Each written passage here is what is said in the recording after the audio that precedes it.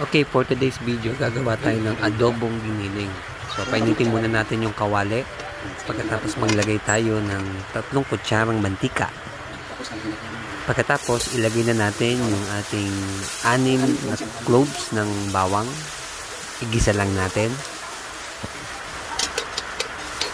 Pagkatapos natin siyang halu-haluin, isunod naman natin yung 1 medium onions.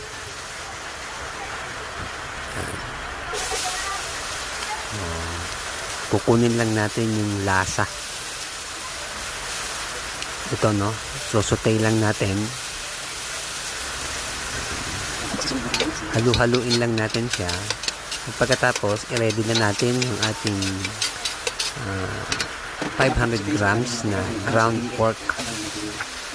Yan, hinugasan na natin ito. Pagkatapos, halu-haluin lang natin hanggang sa mabago yung kulay nito.